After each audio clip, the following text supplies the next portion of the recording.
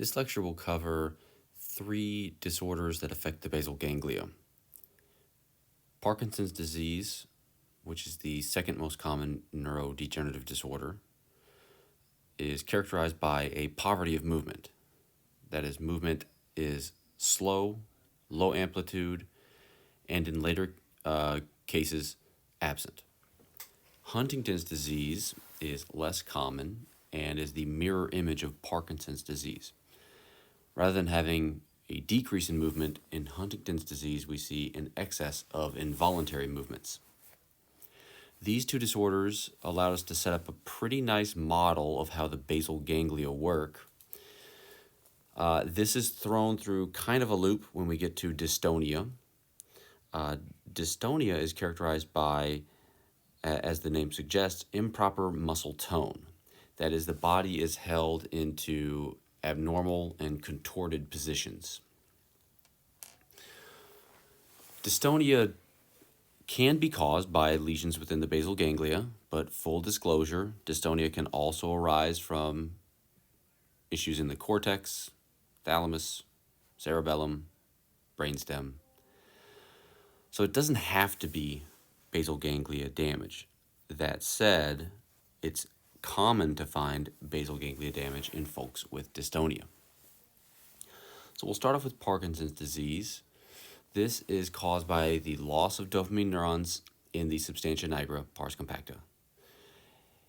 If we see this similar motor symptoms of Parkinson's disease, but we find that dopamine replacement does not help, and there is no loss of dopamine neurons, that's not Parkinson's disease. So we have to have the motor symptoms of Parkinsonisms, and we have to have loss of dopamine neurons in the SNC, substantia nigra pars compacta. Okay, so here we can see that age is a clear risk factor for Parkinson's disease. This is no surprise. Age is a risk factor for pretty much every neurological disorder, but you can see it ramps up pretty substantially over time in this plot here. Now, the underlying cause could be some sort of mutation, but that's the minority of cases. About 85% of cases are sporadic. That is, they don't have a family history. What's going on in Parkinson's disease is the loss of the neurons right here. So this is the substantia nigra, which means black substance, and that's because of the neuromelanin produced here. So here's a slice through the midbrain, and we can see the substantia nigra. In someone with Parkinson's disease, over here on the right, you'll notice that the substance is not quite as black anymore, and that's because the dopamine neurons have died off. Here we can see sex as a risk factor, about twice as common in men. There are a few genetic risk factors that we'll go through as well. Exposures to toxins and drugs are also a risk factor. And smoking has kind of a unique story that we'll get to in a bit. All right, as far as the genetics go, there are a couple of different mutations that can cause Parkinson's disease. Some of them are inherited in autosomal dominant fashion, so this is the alpha-synuclein mutations right here. The affected individuals are shown in the filled shapes here. So you can see every generation's getting it. This indicates a dominant form of inheritance, and it doesn't matter if you're male or female, so autosomal dominant. Then we see some cases of recessive inheritance. Here you can see that the family tree is kind of crossed back on itself here to make this generation, and 2 of them have Parkinson's disease. This is caused by mutations in PINK1, which we'll get to, or its partner, Parkin. These will also cause recessive patterns of inheritance. Exposure to toxins such as pesticides, herbicides, these are all electron transport chain inhibitors. So that's how they kill off the pests. Unfortunately, what happens is dopamine neurons are really susceptible to electron transport chain inhibitors. And so we find the death of dopamine neurons when people are exposed to pesticides, herbicides. This is the increased risk that farmers have for Parkinson's disease. Now, there are other drugs that inhibit the electron transport chain that sometimes people put into their body unknowingly, and that's the case with this MPTP molecule over here. So this is the precursor to an electron transport chain inhibitor. What people thought they were taking was MPPP, but whoever made that batch botched it. And so rather than getting a narcotic, they got this precursor to the electron transport chain inhibitor. And overnight, people developed Parkinson's disease. It was irreversible because once the dopamine neurons are gone, they are irreplaceable.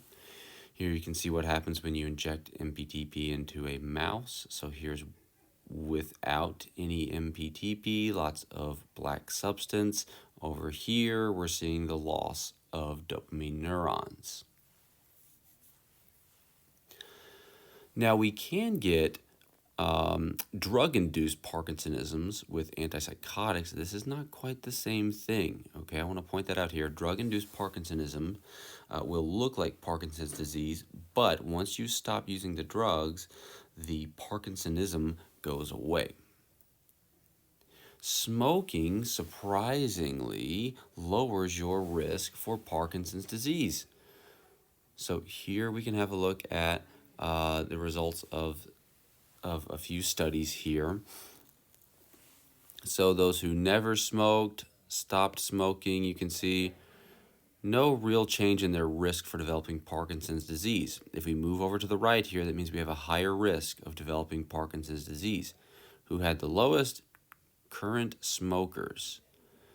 So for whatever reason, smoking actually decreases the risk of Parkinson's disease. I don't know if I would go so far as to say that smoking is good for you, although I did write that down there, so let's correct that. So I would say that smoking lowers the risk of Parkinson's disease, but there are a number of other potential bad outcomes with smoking, so I can't recommend it as a lifestyle choice. All right, before we can appreciate our disorders that we're going to cover today, we have to understand what the heck the basal ganglia are and what they do. So the basal ganglia have a horrible name because they're not at all ganglia. Ganglia are found outside the central nervous system, so shame on whoever named them. But they are at the base of the brain, so that's cool. So they got half of the name right. Some people call them the basal nuclei, but unfortunately, basal ganglia is too long entrenched in the field. So we're going to call them basal ganglia, and we're going to understand that that's just not our word choice. But we got to live with it. All right, so when you think basal ganglia, I want you to think of them as the filter. They determine what do we do and what don't we do, right? So think of this as the filter between our planned actions in the cortex and the actual motor output that goes along that corticospinal tract. Not every idea in your head gets acted out. First, we pass it on down into the basal ganglia. They figure out if that's a good idea based on dopamine input from the midbrain there. And then they tell the thalamus yes or no. And the thalamus tells the cortex, because the cortex and thalamus are always talking to each other in what's called the corticothalamic loop. So in this, the thalamus is passing sensory input to the cortex is sending plans down to the thalamus.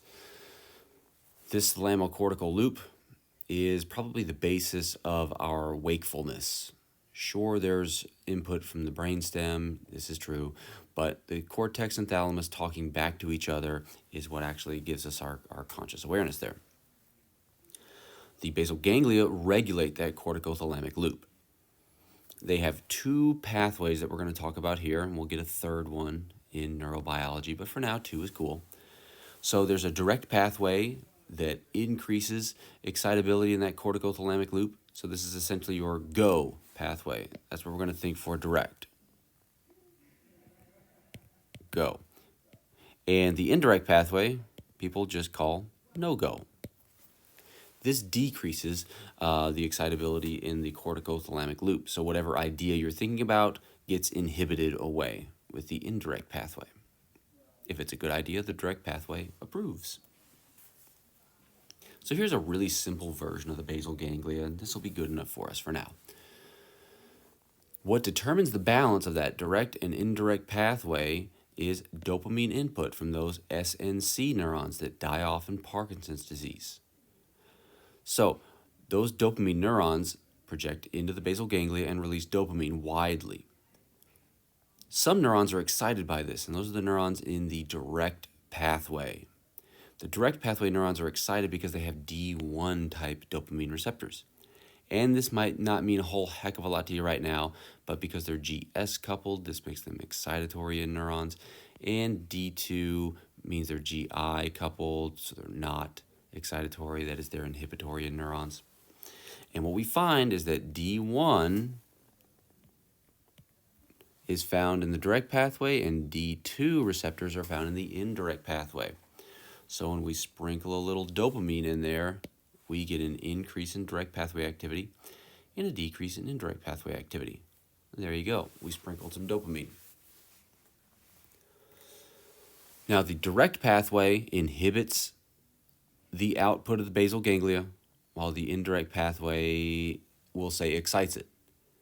Because here's the deal. The basal ganglia are there to filter out stuff, so their output is always inhibitory. So when we have a good idea and these dopamine neurons are active down here, that shifts the balance toward direct pathway so that we don't disapprove of what's going on in the thalamus. When we remove this inhibition, the net effect is an increase in activity in the thalamus.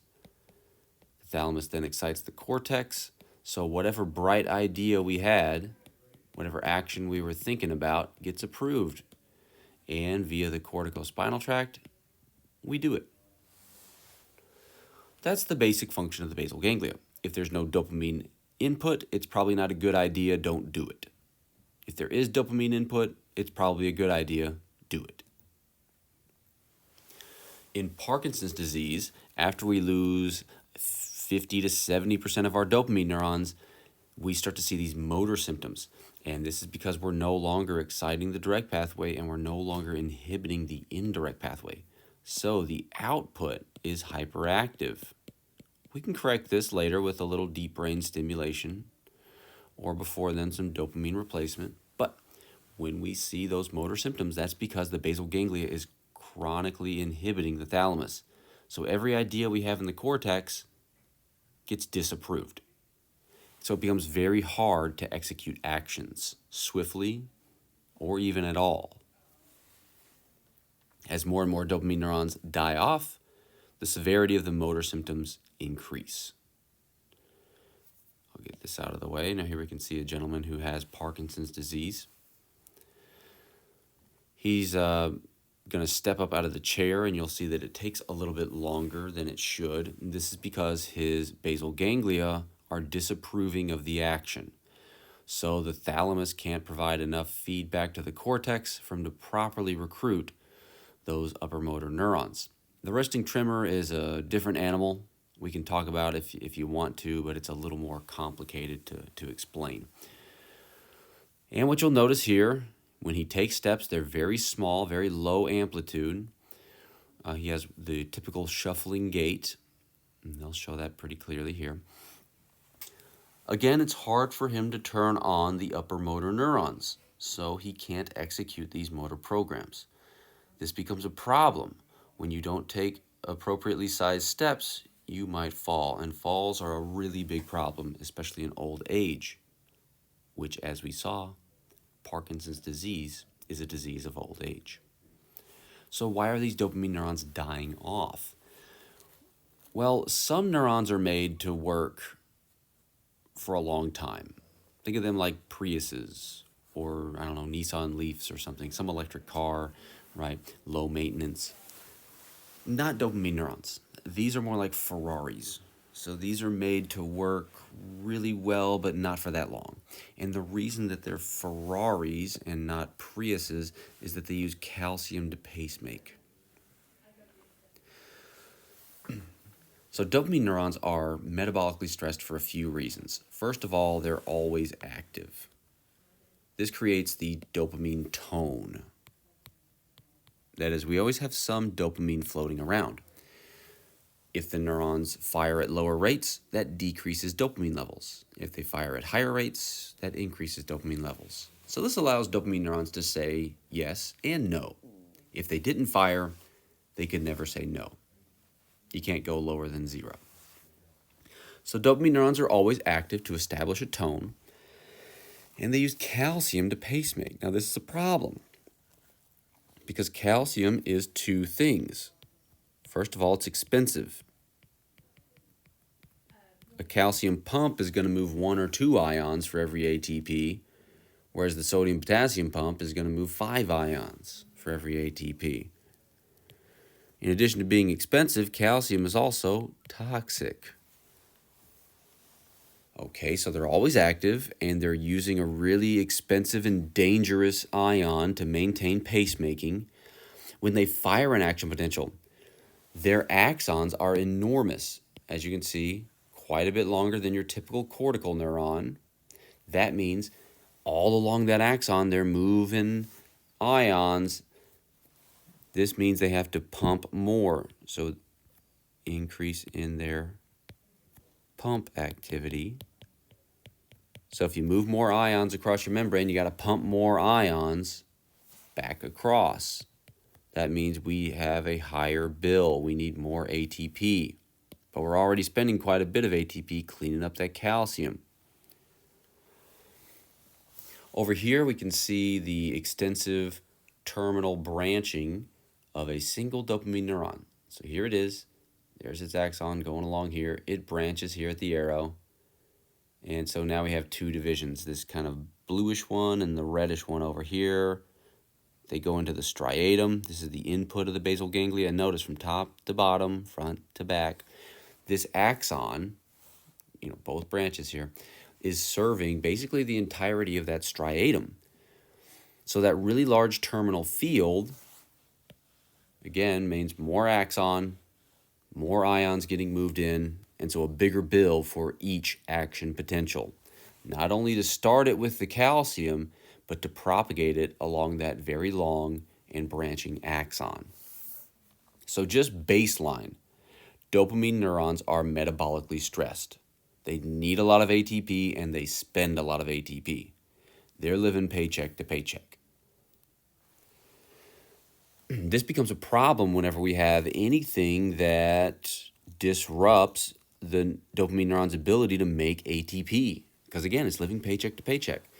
So some of those heritable mutations affect mitochondrial function by making it hard for us to clean it up. So we've got 2 of those mutated proteins here.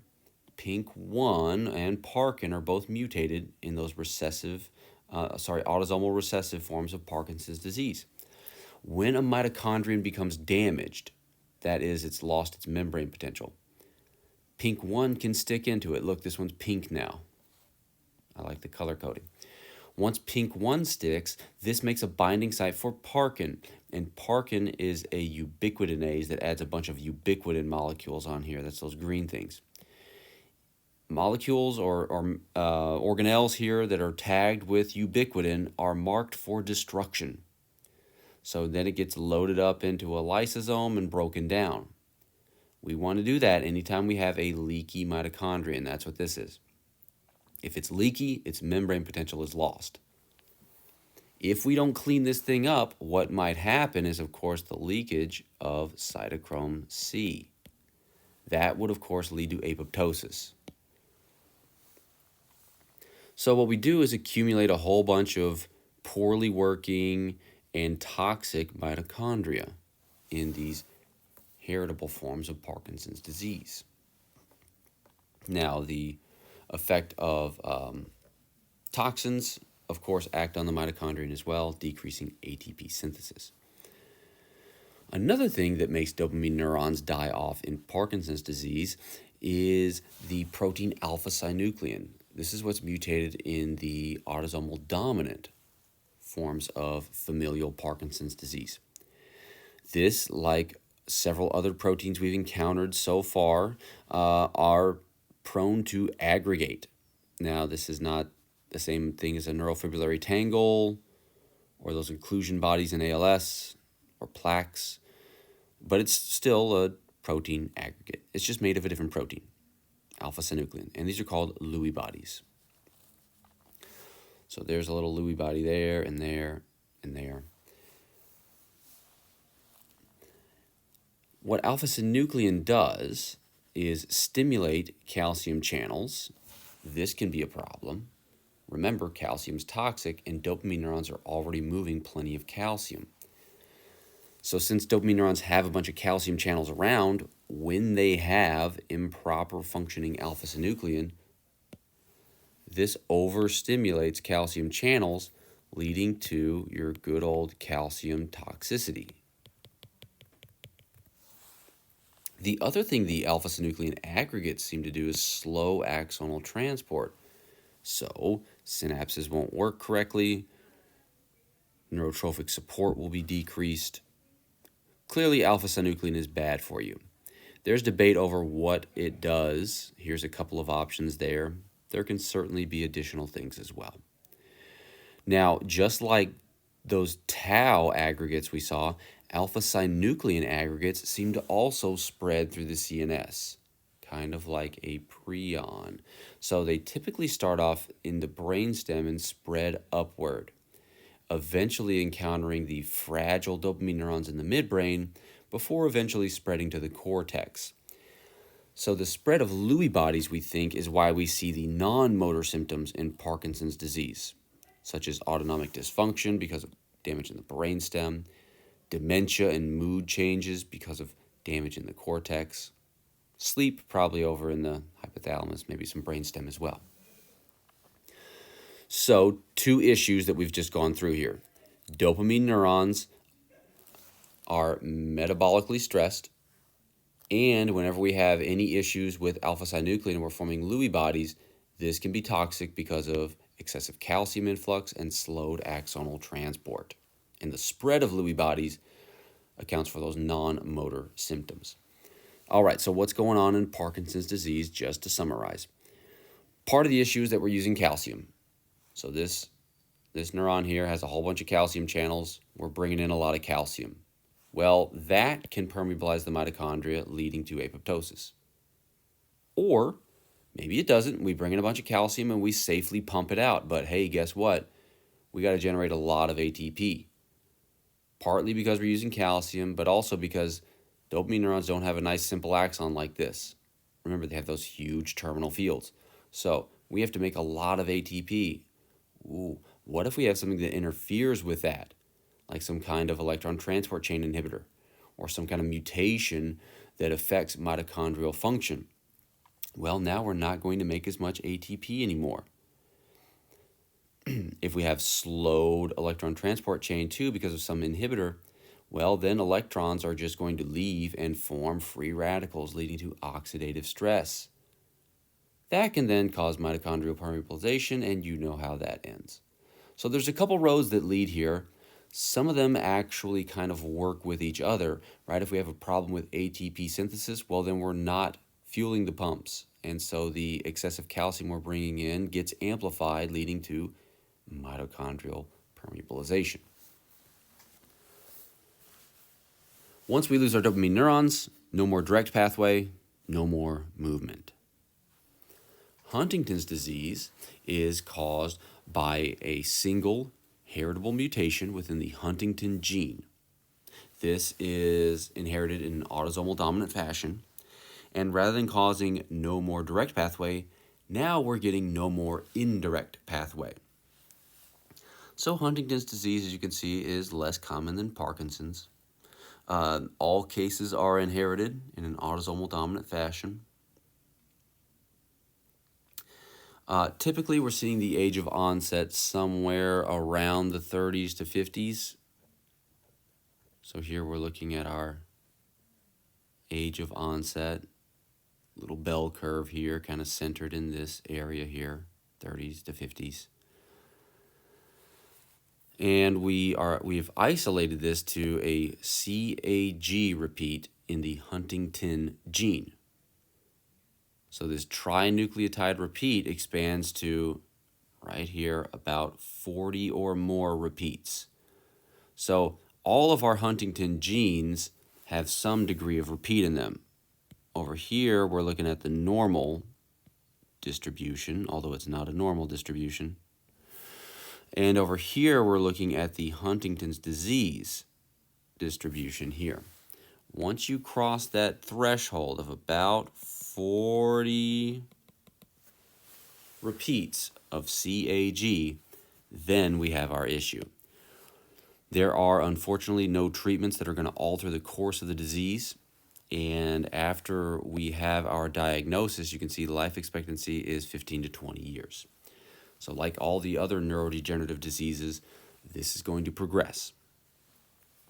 So what's going on with that CAG expansion is once we hit 40, that's when the toxicity starts. So if we stick this into a worm here, that's what we're looking at. This is the GFP protein with a polyglutamine in it. Now, why polyglutamine? Well, CAG encodes glutamine. So those CAG repeats are also glutamine repeats. And notice what happens. No glutamine repeats. We have a nice smooth labeling of the worm's body wall. Still true at 19, 29, 33, and 35 repeats. Once we hit 40, though, now we see that we're starting to aggregate and form these little lumps of this green fluorescent protein. That might be part of the problem, right? You have these protein aggregates. They're kind of stable and they impair the proteasome and you get an unfolded protein response. That'll certainly kill you. The other thing that can happen, and there's some good evidence for this, is that it's not necessarily the glutamine, but the CAG itself. That expanded CAG is close enough that actually it's able to fold back on itself. So CAG, and we'll let this go on, blah, blah, blah, blah, blah. C, ooh, we can base pair there. Yeah, the A's don't match, but ooh, the G's do. And hopefully we remember C's and G's form 3 hydrogen bonds. So that's more stable than the AT base pairing. And we get what looks close enough like double-stranded RNA. For those of you familiar with RNA interference, that's what's going on here. We've made this new double-stranded RNA that shouldn't exist. So then we load up our RNA processing enzymes with it, and it's going to go try to silence the gene that is the complement, that is CTG. Right? That would be the perfect base pairing. If this were CTG, then we could base pair these, but it's not. It's CAG over and over. So our RNA processing machinery just keeps sniffing around for CTG, CTG, CTG, CTG, and it never finds it. This is like when you're playing with a dog and you throw the stick, but you don't actually throw it, you just pretend. You say, go fetch, throw the stick, fake him out. They're going to keep sniffing around. They can't find the stick. So our RNA processing enzymes keep sniffing around. They can't find the stick. So the other RNAs that should normally be processed don't get processed. And so whether it's an unfolded protein response or just something that's totally screwing up with RNA processing and therefore gene expression, either one of those is enough to kill neurons. And it's likely some combination of both. Now, where we see a whole lot of neurodegeneration is in the indirect pathway. That's what's over here. So we got indirect on the left. That's arriving in the GPE. And there's the direct pathway that goes to the GPI. This will make a whole heck of a lot more sense, these terms anyway, in a semester when we go through them in neurobiology.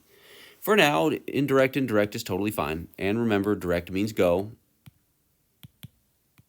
And the indirect pathway, no go.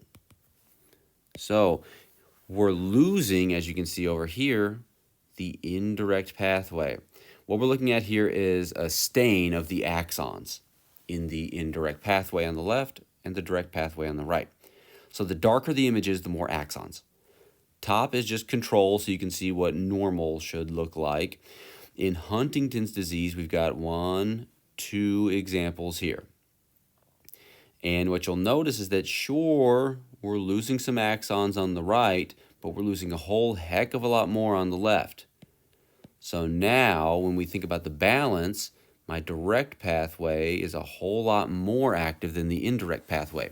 Therefore, we go. So degeneration of the indirect pathway leads to these involuntary choreic or dance-like movements.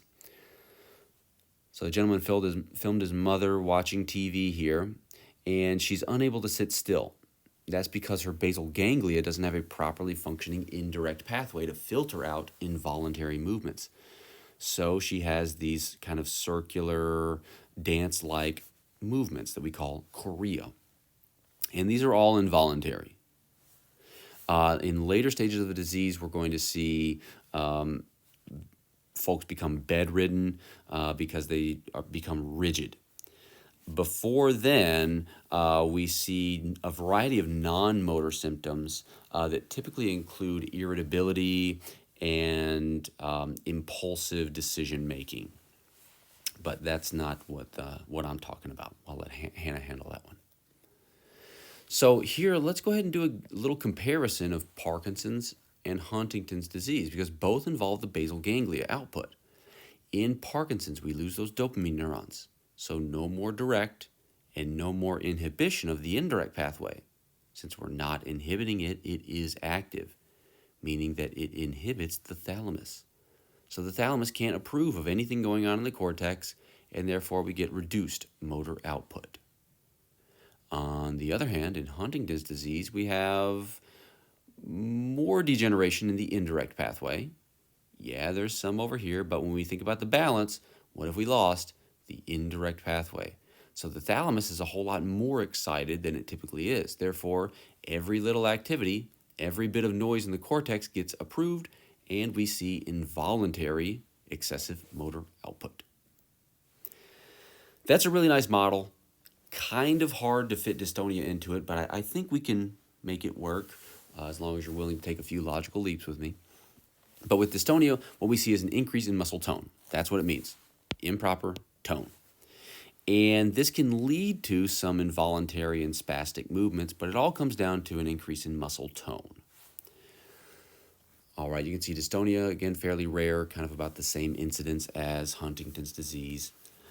There are, of course, risk factors. This is kind of like Parkinson's, where most cases don't have a family history. There's a lot of different mutations in dystonia. Some of them are inherited in what looks like a dominant fashion, others more of a recessive fashion. It depends on the gene. Most cases are sporadic. So if you don't have a family history, what increases your risk? Well, could be traumatic injury or stroke or some tumor that's growing in these sensory motor regions. So the cortex, the thalamus, the basal ganglia, the cerebellum. There's a bunch of options, and I'll list them again later.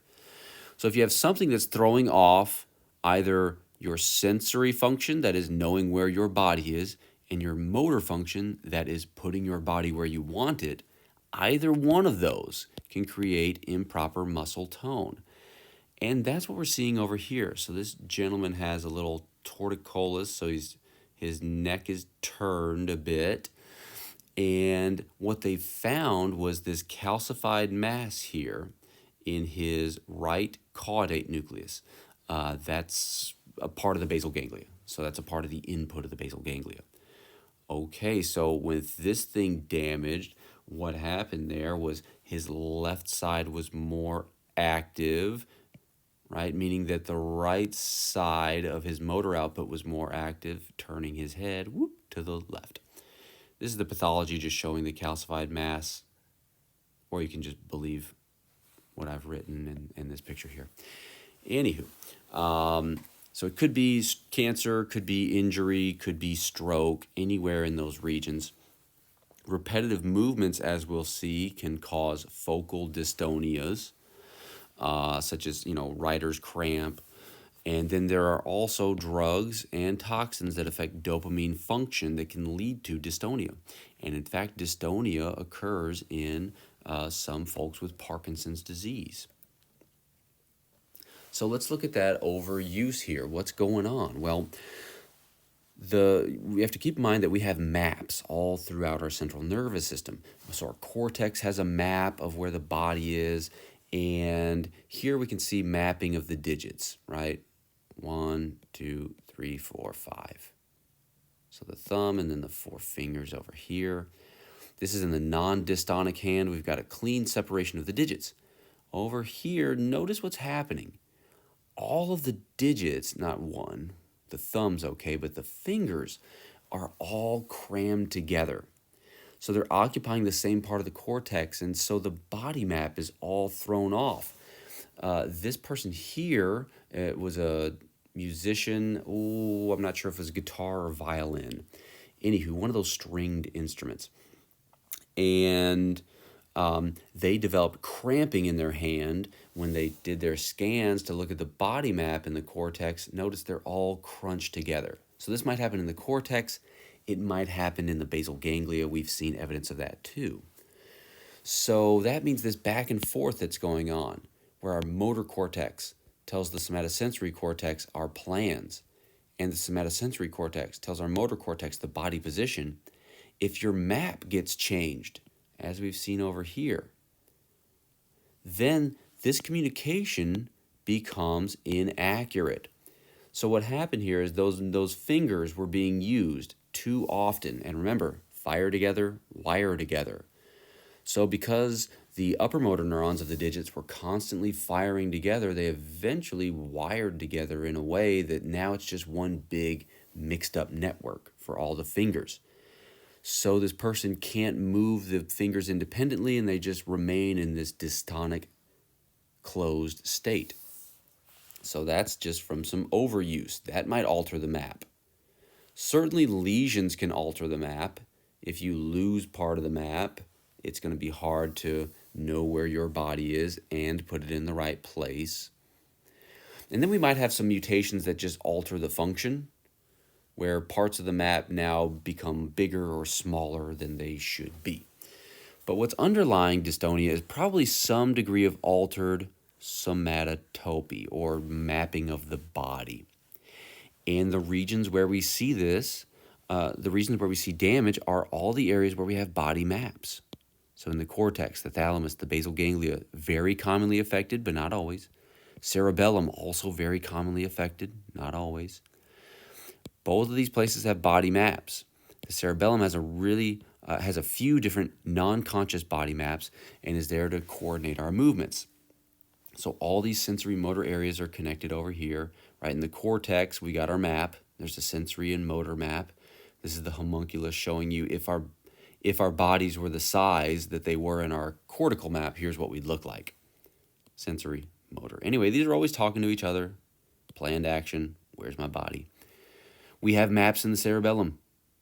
So here's a couple of maps right here for the body. So head, upper limb, lower limb. You get it. When there's damage in any of these regions, our map becomes inaccurate. And so it becomes hard for us to coordinate action then, to know the appropriate distance and timing to move. And so then our output from cortex to spinal cord to body, that's going to be thrown off.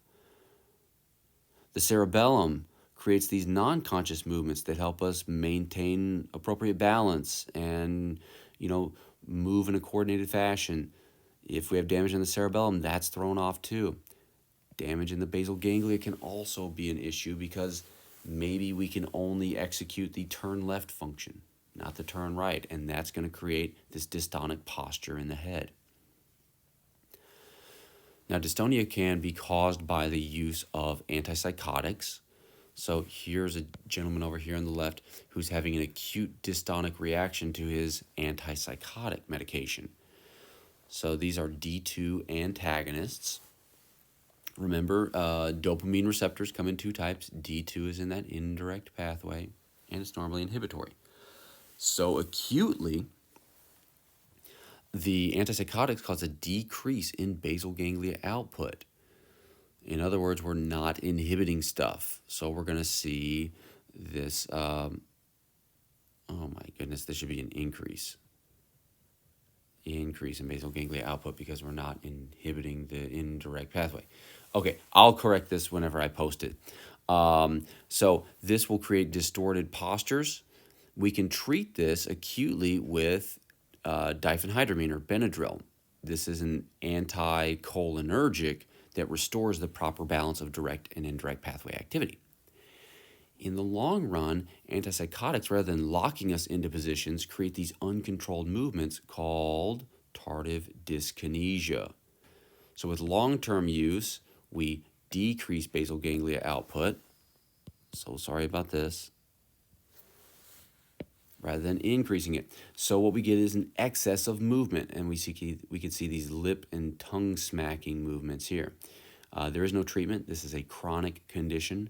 So long-term use of antipsychotics, particularly the typical or first generation antipsychotics, have a high risk of tardive dyskinesia. Now, those mutations that run in families are in proteins that are highly expressed in those sensory motor regions. Hey, the cortex, the thalamus, the basal ganglia, the cerebellum.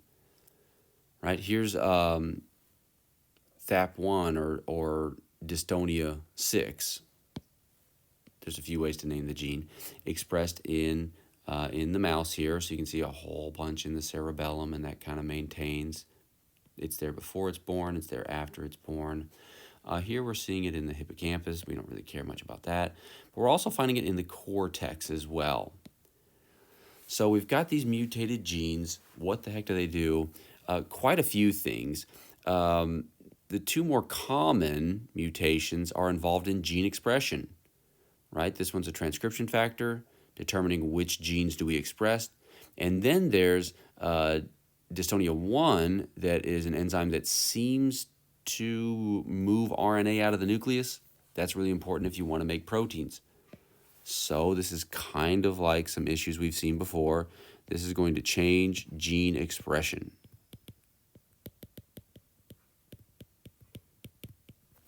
And if you don't express your genes, you don't make the right proteins. Proteins do everything in life, so you can kind of see how that would kill you.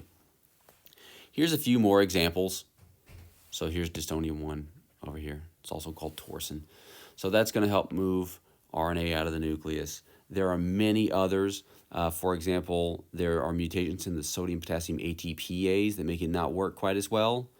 That's obviously going to depolarize neurons a bit, making some more active than others. There's a few enzymes that are mutated that cause a decrease in dopamine production. So this kind of explains the link between dystonia and Parkinson's disease. So lots of possible mutations.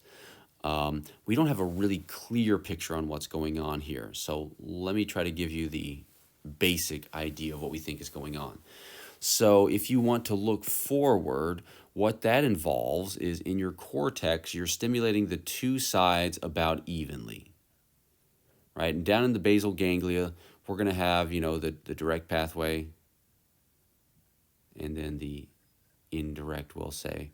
So if you want to run this thing, you got to turn on these neurons to inhibit the output. Okay, but we're seeing basically the same amount of activity on both sides. That's the whole point. That's what this scale is showing us. Because the left and right are about as active, we keep our head about in the center. Now, if we have a lesion on one side, and now we can't inhibit the output anymore, now the basal ganglia are chronically inhibiting the thalamus, right? This is kind of like what we see in Parkinson's disease. But now what we're getting is this imbalance. So when we're thinking about where to put our head, even though we're thinking look forward, the feedback that the basal ganglia gives the thalamus is lopsided. There's a whole lot more inhibition on one side than the other, leading us to turn our head. Right, that's what's happened here. We turn that head because of the imbalance of motor output of the cortex due to the imbalance in feedback. So that could explain it, right? We get some calcified mass or something like that, or we have a stroke, or there's injury to the axons running through there. If we have some imbalance within the basal ganglia, that might explain an imbalance in muscle tone. By the way, this is all also true for other areas. I just highlighted the basal ganglia because that's the lecture we're on. This could also be true in the cerebellum, in specific nuclei in the thalamus. This still holds true. It might also be some imbalance in dopamine sensitivity, right? Remember, we have some of those dopamine producing mutations, and the use of antipsychotics can cause acute dystonia. What's going on there? So, why might we have imbalanced dopamine sensitivity on one side? Okay, let's take a look at this cartoon and see what's going on. So, here's my very simple representation of dopamine doing its thing. So we got dopamine, that's this little blast right here. Here's a dopamine neuron, here's the target in the basal ganglia, and we got dopamine receptors. Well, if we have a problem creating dopamine receptors on one side, maybe there's a little imbalance, well, there's less dopamine signaling on one side, right?